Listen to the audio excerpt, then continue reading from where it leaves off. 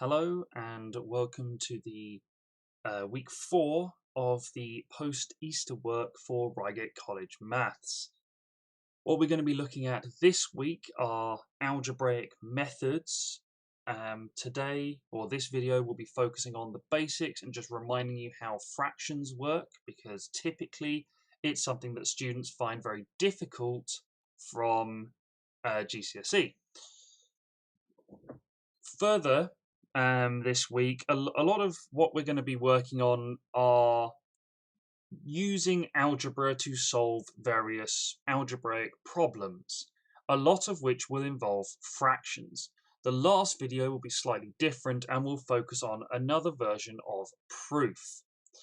Okay, but what we're doing today is looking at fractions. So, basic fractions, looking at simplifying and rearranging, adding fractions together, subtracting fractions and things like that. But instead of using numbers, we'll use algebra. So what we're going to look at first is simplifying fractions. So hopefully everyone's happy working on simplifying fractions using numbers. So something like 4/6 is going to be simplified to 2/3. Why does it simplify to 2/3? Because 4 is 2 times 2 and 6 is 3 times 2. Both have a factor of 2, which cancels out. The same thing works with algebra. So if we have, for instance, AB over AC, the A's are going to cancel out and we're going to just be left with B over C. So just because we're not using numbers doesn't mean fractions behave any differently. The difficulty comes is when we have lots of algebraic expressions. So if you can make sure you've downloaded page 21 of the workbook for this week, we'll have a look at question 1. So we start with x squared plus 3x plus 2 over x plus 1. Now, incorrect is to look and go, oh, they've both got an x in, so I'm going to cancel out some x's. Okay, do not do that. We are looking for factors. Okay, so we can't cancel out the x here because we've got this plus 1 as well. So we need to find x plus 1's in here. How are we going to do that? Well, by factorising. So if we factorise the numerator,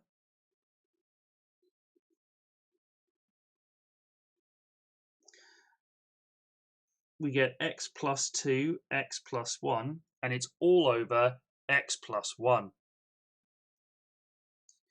We can see now we have a factor of x plus 1 here, and a factor of x plus 1 in the denominator, which cancel, and we're just left with x plus 2. So when we are trying to simplify algebraic fractions, looking to factorize is kind of step 1. And seeing what cancels. So let's look at part B. Now we don't have just a linear on the bottom, we have a quadratic in the denominator as well.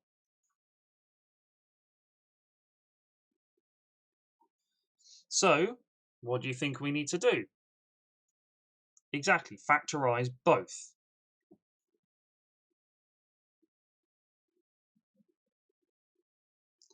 Because hopefully both of them will share a common factor, which in this case they do.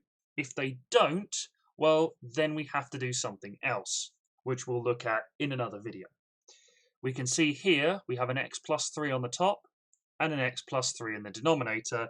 Those cancel out, so this whole thing simplifies to x minus 2 over x minus 1. And that's how we simplify fractions. Very, very useful for a lot of what you're going to be doing next year. Because things like integration, differentiation is much easier if you can simplify down to a nice fraction as opposed to trying to do something with this. Okay, it's all about making your life easier with algebra. Okay, so always check to do that. Other things you need to think about are how to multiply fractions together and how to add and subtract fractions together. So, multiplying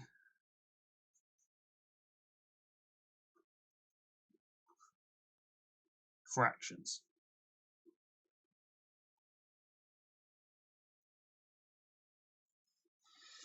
So, multiplying fractions generally easier than adding and subtracting fractions. So let's just have a look at 3 over 4 times 1 over 2. Okay, so just as a very quick recap, hopefully you're all aware of this. When you multiply fractions, you times the tops together and you times the bottoms together. The same is true if we have algebra. Okay, so if we've got A over B times C over D, we're going to get AC over BD, times the tops, times the bottoms. What we can do to try and make things easier for ourselves is look and see, well, because we're timesing, things might cancel out. So if we have something like x over x plus 1 times x plus 1 over x plus 2, for instance. Now, we could do this sort of a long way and add in an extra step, which I'm going to do in a different color. So we could have this as well. That's x times x plus 1 over x plus 1 times x plus 2. Oh, we've got one fraction. Let's look. Oh, we get some things cancelling. But if you can spot straight away that we're doing some multiplication and we've got the same factor in the denominator and the numerator or something else, because we are timesing, they cancel out.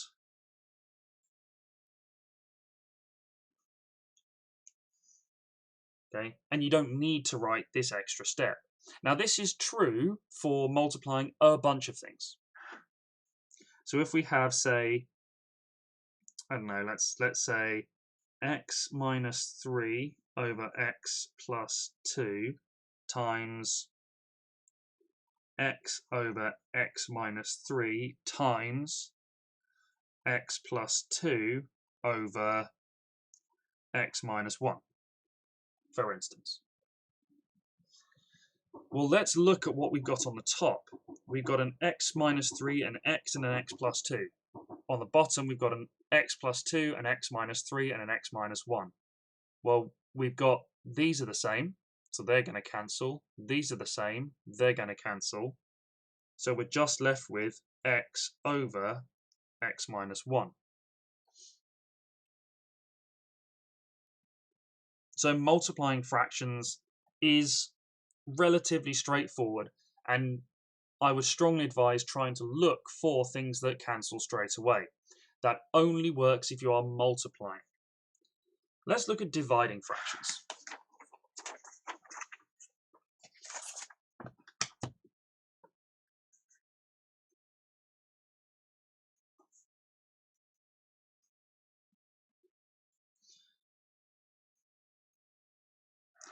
Okay, so let's do some fractions with numbers first, so you can check them on your calculators. Let's look at 3 over 7 divided by 6 over 5. So we can write that as 3 over 7 divided by 6 over 5. Now, hopefully you remember from GCSE, or maybe even before, when we divide fractions, that's the same as taking the fraction on the right, flipping it over, and changing to a times. Now we can see here, this 3 is going to cancel with a part of the 6. So we're just going to be left with 1 times 5 over 7 times 2.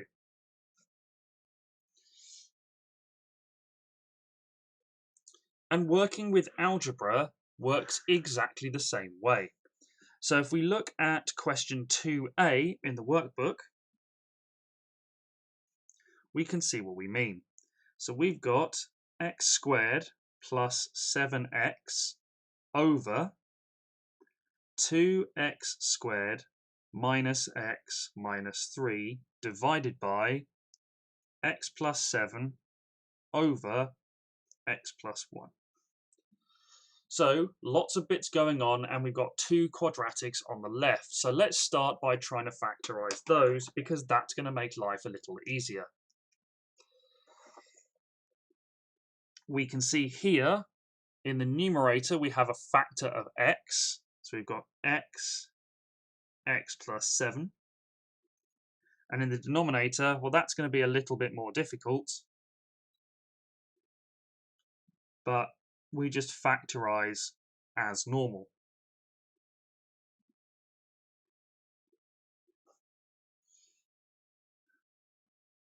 Remember, we are dividing by a fraction. To do that, we flip it and change to a times. Now let's look at what cancels. So we have an x plus 1 on the top and an x plus 1 on the bottom. Those are going to cancel out. We've got an x plus 7 on the top and an x plus 7 on the bottom. Those are going to cancel, and we're just left with x over 2x minus 3.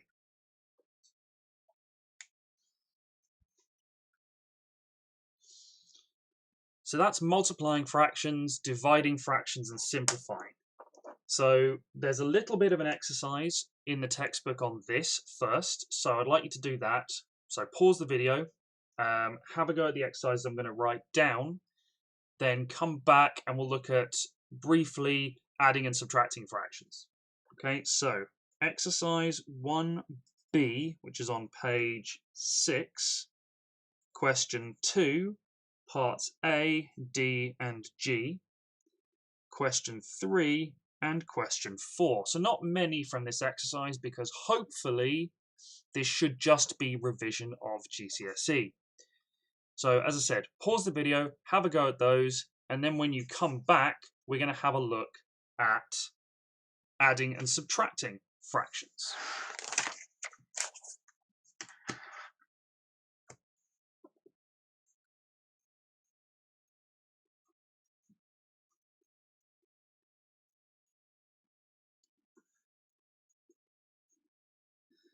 So this is the thing that students typically find very difficult as soon as we put algebra in. So let's have a look in terms of numbers first. So let's just look very simply at a half plus a third. Now, don't forget, there's one key thing that you need when adding and subtracting fractions. That is a common denominator.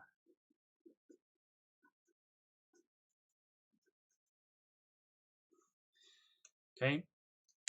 In this case, we're just going to have to go, okay, well, the lowest common multiple of 2 and 3 is 6. So we're going to have to make them both over 6. We times 2 by 3 to get 6, and we times 3 by 2 to get 6. So our final answer is 5 over 6. The key thing is you don't always just have to times the things together. You look for the lowest common multiple. So if we have something like, I don't know,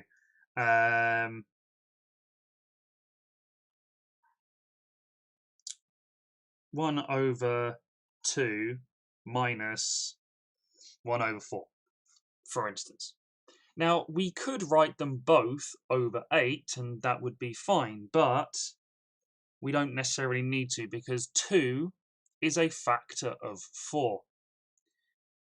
So, the lowest common multiple of 2 and 4 is 4.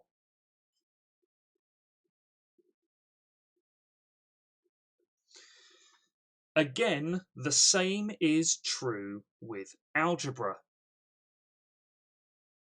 You need to find a common denominator. So, if we were doing, for instance, x over x plus 1 plus 3 over x plus 2, for instance, the way to find the common denominator is to times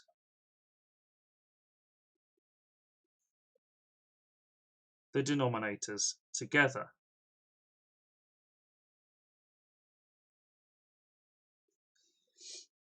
Again, first you should check to see if one of the denominators is a factor of the other.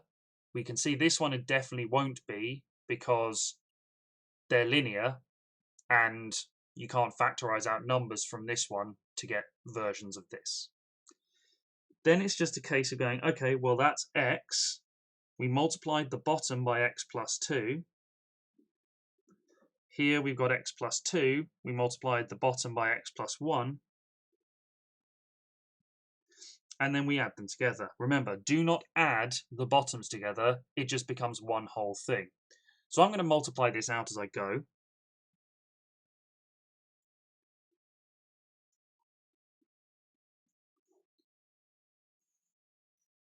Over x plus 1, x plus 2. I'm not going to bother with the denominator.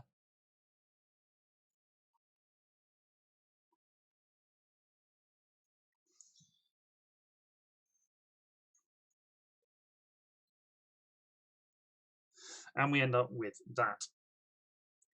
So what we will do later is look at starting here and finishing here using a method called partial fractions. So we'll get to that. But this is kind of very, very typical, is if you can understand this kind of thing with algebraic fractions, then going backwards tends to make a little bit more sense. So let's have a look at the workbook. So back on page 21, we're just going to look at question 1b. Sorry, question 2b. So we've got 7 over x plus 1 minus 3x over x squared minus 1. Now, this is something that's very useful to be able to do with algebra, is look at something and go, I think that's a factor. Here, we have a difference of 2 squares. They love to use difference of 2 squares everywhere in this new A level. So being able to spot that is very important. So, remember, a difference of 2 squares, this is going to factorize to x plus 1, x minus 1. If you look, we can see the x plus 1 is there already. So, we don't need to multiply the two denominators together, because to get this denominator over here, we just times it by x minus 1.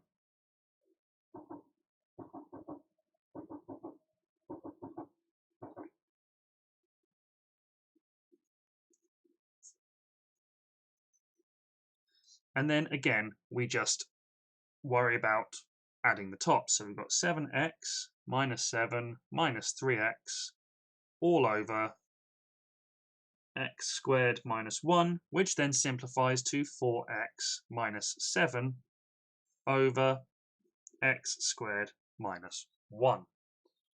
And that's how simplifying fractions, adding fractions together, subtracting fractions works. So in order to practice this adding and subtracting fractions, I'm going to set a few more questions than the previous exercise, just because this is something that students find particularly difficult. That's going to be the end of this video. The next video, we're going to be looking at doing this process backwards. Okay, so the exercise I want you to do is exercise 1C, which is on page 8, question 2, parts A, C, and E. Question 3, parts A, C, and E. Question 4, and question 6. And that'll be the end of basic revision of fractions and the rules of fractions. Okay? Thank you for watching.